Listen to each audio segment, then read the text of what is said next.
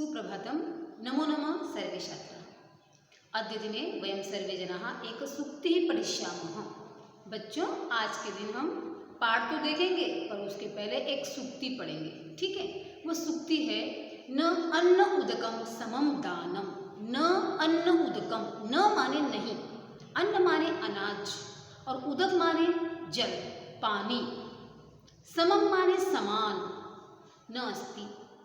यहाँ पर बताया गया है सूक्ति में कि न ही अन्न उदकम समम दानम, इस धरा पर, इस पृथ्वी पर अन्न की तरह, जल की तरह दान करने के ऐसा कुछ भी नहीं है। सबसे बड़ा अगर दान है तो अन्न दान है, जल दान है। आप जानते हो ना कि पानी सबको देना चाहिए। जैसे हम पानी के बगैर एक जरा सा भी नहीं रह सकते। हाँ, अगर हमें अनाज ना मिले तो हम 4-5 दिन निकाल सकते हैं, मगर बगैर पानी के हमारा जीवन संभव नहीं है।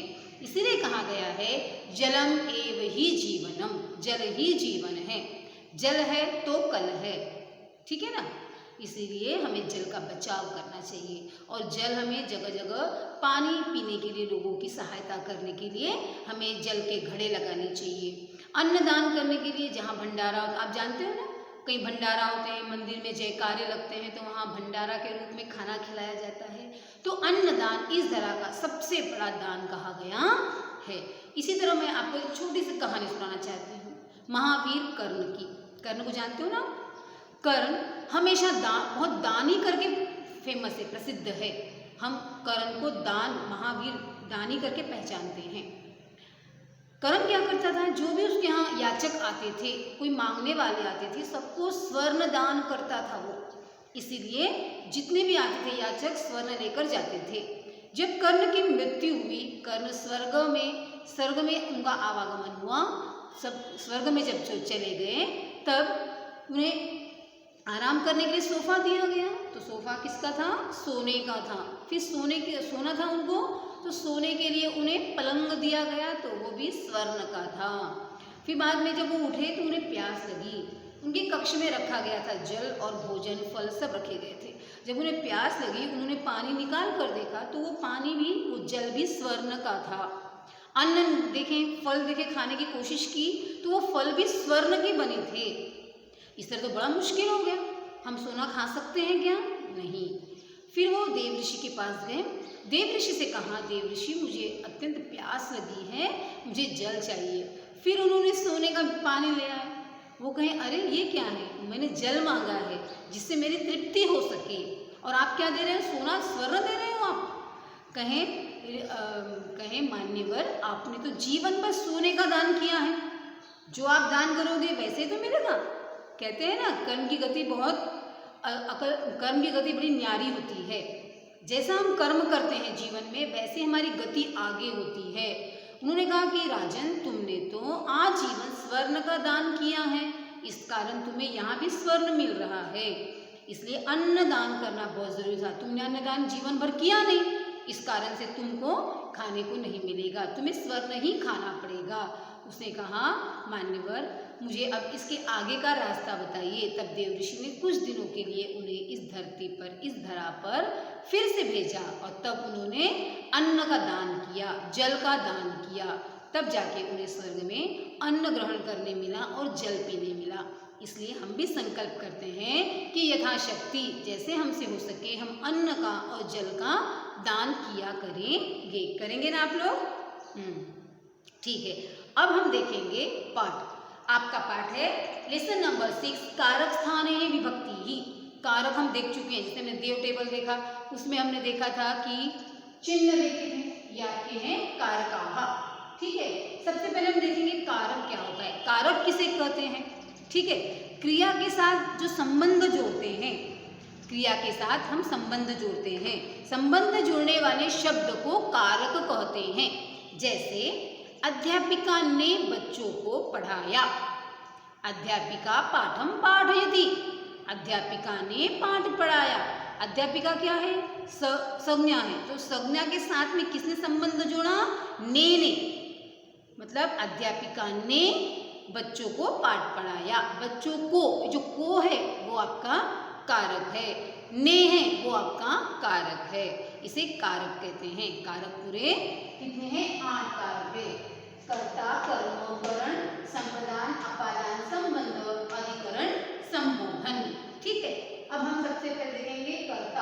कर्ता किसे कहते हैं? कर्ता वो होता है जो क्रिया करने वाला होता है, जो नायक होता है। जैसे अहम लिखामि, तो कर्ता कौन हुई? मैं, अहम लिखामि। ठीक है, एक और उदाहरण लेते हैं, रामः मारयति, राम मारता है, कर्ता कौन हुआ? इस सेंटेंस का नायक कौन हुआ? राम, इसलिए रामः मारयति।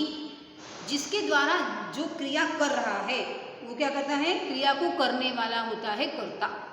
यहाँ पर है जो क्रिया को करता है वो होता है कर्ता। राम ने मारा, इसका एग्जाम्पल कैसा बना? राम ने मारा, रामः मारयति, मारयति, राम ने मारा। ये जो ने आया वो आ गया आपका कारक। ऐसे आपको उदाहरण बनाने हैं, एक एक विभक्ति के आपको कम से कम 5-5 उदाहरण बनाने हैं। राम ने मारा, ठीक है।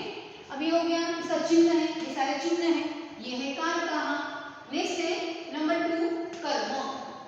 कर्म कारक है कि जिस पर क्रिया का प्रभाव पड़े उसे कर्म कहते हैं। जिस पर क्रिया का प्रभाव पड़े, जिस पर क्रिया का असर हो। जैसे यहाँ पर बताया गया है, रामः रावणं मारयति, राम ने रावण को मारा।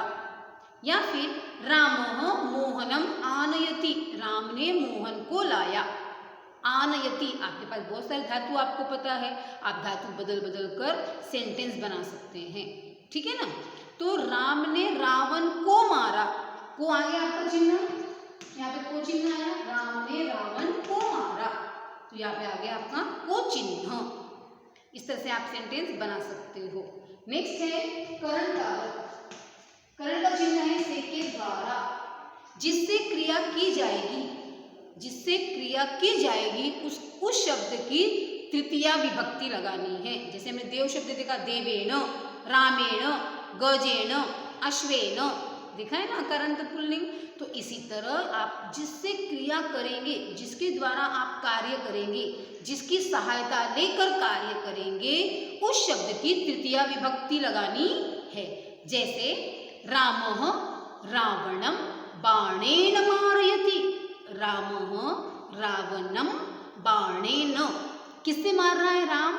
रावण को बाण से। इसमें सारी विभक्तियां, एक ही सेंटेंस में सारी विभक्तियां आएंगी। प्रथमा विभक्ति आ गई रामः मारयति, द्वितीया विभक्ति रामः रावणं मारयति, तृतीया आ गई रामः रावणं बाणेन मारयति, राम रावण को बाण से मारता है। इसका एग्जाम्पल लेंगे, इजी एग्जाम्पल, रामः कलमेन लिखति, राम कलम से लिखता है। राम पुस्तकेन पठति, राम पुस्तक से लिखता है। किसके द्वारा लिख रहा है? पुस्तक से पढ़ रहा है। पुस्तकेन पठति, पुस्तक से पढ़ रहा है। कलमेन लिखति, किससे लिख रहा है? कलमेन, तो जिससे लिख रहा है उसकी तृतीया विभक्ति करनी है। समझ में आ रहा है? ये हो गया आपका करण कारक, से के द्वारा। राम कलमेन लिखति, राम पुस्तकेन पठति, ठीक है। यहाँ पे हमने एक ही उदाहरण में सब विभक्तियां देखेंगे। जैसे रामः रावणं बाणेन मारयति, बाणेन, बाण को क्या लग गया? तृतीया विभक्ति, ठीक है। नेक्स्ट आ जाइए संप्रदान कारक। संप्रदान, जिसके लिए क्रिया की जाएगी उसकी चतुर्थी विभक्ति, जिसके लिए क्रिया कर रहे हैं, ठीक है ना। जैसे उदाहरण लेते हैं, राम ने रावण को सीता के लिए मारा, बाण से सीता के लिए मारा, क्योंकि हमको सारी विभक्ति एक सेंटेंस में चाहिए। राम ने रावण को बाण से, अब चतुर्थी आ गई ना, किसके लिए? सीता के लिए मारा, ठीक है। तो सीता की चतुर्थी करना है, किसके लिए क्रिया कर रहे हैं? राम, सीता के लिए, तो सीता की चतुर्थी विभक्ति। सीता शब्द कौन सा है? आकारांत स्त्रीलिंगी शब्द है, तो सीता की लगाएंगे हम चतुर्थी। शॉर्ट फॉर्म बताया गया हम आपको, म या यई, याहा याहा यम, तो यहाँ पर आ गया चतुर्थी में यई, सीता यई। तो उदाहरण कैसे बना? रामः रावणं बाणेन, चतुर्थी सीतायै मारयति, राम ने रावण को बाण से या फिर बाण के द्वारा सीता के लिए मारा। चतुर्थी के लिए, तो चतुर्थी में कौन सा आया? सीता के लिए मारा। जिसके लिए हम काम करेंगे, जैसे रमायै, लतायै, राम के लता के लिए, रमा के लिए, रमायै मारयति, सीतायै मारयति, सीता के लिए मारता है, रमा के लिए मारता है। ठीक है। नेक्स्ट है पंचमी विभक्ति। पंचमी का नाम है, कारक का नाम है अपादान कारक। अपादान, अपादान है से अलग हो जाना, जहाँ से अलगाव होता है, जहाँ से दूरी बन जाती है, वहाँ पर पंचमी विभक्ति का प्रयोग होता है। जैसे हमने देखा था वृक्षात पत्राणि पतन्ति, वृक्षात, वृक्ष की पंचमी लग गई, जिससे अलगाव हो रहा उसकी पंचमी लगानी पड़ेगी। वृक्ष से पत्ते अलग हो गए हैं तो वृक्षात, पत्राणि पतन्ति, पद धातु है अलग हो जाना, गिर जाना। तो इस तरह से हम लेंगे। एक ही उदाहरण देख रहे हैं, एक ही उदाहरण में सारी विभक्तियों का प्रयोग करेंगे। जैसे पंचमी के लिए हमने लिया, जैसे राम रावण को बाण के द्वारा सीता के लिए अयोध्या से जाकर मारता है। अयोध्या से जाकर मतलब अयोध्या से वो अलगाव हो गया उनका। श्रीलंका में, लंका में रावण मारे गए ना, इस कारण से यहाँ पर आएगा कि अयोध्या से दूर जाकर। तो अयोध्या शब्द क्या है? स्त्रीलिंगी, तो अयोध्या की करेंगे हम पंचमी। जैसे रामः, देखिए विभक्ति, रामः रावणं बाणेन सीतायै अयोध्यायाः आगत्य मारयति। ठीक है, अयोध्याः मारयति। तो राम रावण को बाण के द्वारा सीता के लिए अयोध्या से दूर जाकर मारते हैं। बन गया आपका पंचमी का विभक्ति। अयोध्यायाः, अयोध्या की पंचमी विभक्ति करनी है। ये हो गया आपका पंचमी विभक्ति। नेक्स्ट है संबंध कारक। संबंध कारक का चिन्ह है का, की, के, रा, री, रे। जैसे तुम्हारा, तुम्हारी, तुम्हारे। ठीक है ना। तो यहाँ पर हिंदी में क्या लेंगे हम? जैसे राम रावण को बाण के द्वारा सीता के लिए अयोध्या से दूर जाकर वानरों की सहायता से मारता है, मारते हैं। रावण की सहायता से, तो की का आ गया आपका चिन्ह, की आ गया। तो वानरा नाम, वानरा नाम क्या है? षष्ठी बहुवचन। जैसे देवस्य देवयोः, देवानाम षष्ठी हम कहते हैं ना, उसी तरह वानर की षष्ठी वानरा नाम। तो यहाँ पे संस्कृत कैसे बनेगा? देखिए, रामः रावणं बाणेन सीतायै अयोध्यायाः, उसके बाद में षष्ठी क्या होगी? वानरा नाम, वानरा नाम। ये हो गया आपका षष्ठी विभक्ति। वानरा नाम सहायतयां क्या करता है? मारयति। सहायतयाः मारयति, सहायता से मारता है, मारते हैं। वानरों की सहायता से मारते हैं। तो वानरों की सहायता से, तो वानर की षष्ठी विभक्ति। ओके।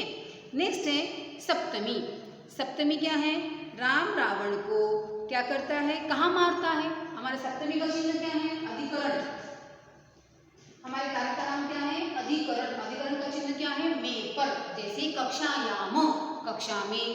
पाठशालायाम, पाठशाला में। ठीक है। प्रयोगशालायाम, प्रयोगशाला में, या फिर पर। तो ठीक है ना। तो राम ने रावण को बाण की सहायता से सीता के लिए अयोध्या से दूर जाकर वानरों की सहायता से लंका में मारा। तो लंका में मारा, कहाँ मारा? लंका में। तो जहाँ पे क्रिया होगी उसकी सप्तमी विभक्ति करनी है। जैसे जहाँ क्रिया होगी, ठीक है, कहाँ पे मारा? लंका में। तो लंका की सप्तमी विभक्ति। तो संस्कृत कैसे बनेगा? उदाहरण आप बनाइए, चलिए। रामः रावणं बाणेन सीतायै अयोध्यायाः वानराणाम लंकायां मारयति। लंका में मारता है। ठीक है, लंकायाम, लंका की, लंका स्त्रीलिंगी शब्द है इसलिए लंकायाम आया है। लंकायाम मारयति। ये हो गया आपका सप्तमी का उदाहरण, अधिकरण। नेक्स्ट है एंड लास्ट संबोधन। संबोधन पहले मैंने बताया कि संबोधन का उच्चारण हम, संबोधन का प्रयोग हम हे भू अरे, किसी को आवाज़ देनी हो, या हम पेड़ से गिर गए, या हमें किसी चीज़ से डर लगा, तब हम बोलते अरे बाप रे, हे भगवान, तब हम संबोधन का प्रयोग करते हैं। जैसे हे भरत, हे राम, हे माते, है ना। किसी को आवाज़ देना हो, किसी को संबोधन करना हो तो संबोधन विभक्ति का प्रयोग आता है। ठीक है, तो ये हमने देखा है आपके कर्म। अब हम इसको एक एक करके डिटेल में इसके सेंटेंस देखेंगे, वो हम अगली तासिका में देखेंगे। तो सबसे पहले आप अपना पीएच लिख लीजिए। आपका पीएच क्या है? आपको 5 उदाहरण बनाने हैं। 5 उदाहरण प्रथमा विभक्ति के बनाइए। प्रथमा विभक्ति के बनाइए। ठीक है, आपको 5 उदाहरण बनाना है प्रथमा विभक्ति के। जल्द से जल्द बनाइए और मुझे सेंड करिए। धन्यवाद। पुनः मिलाप।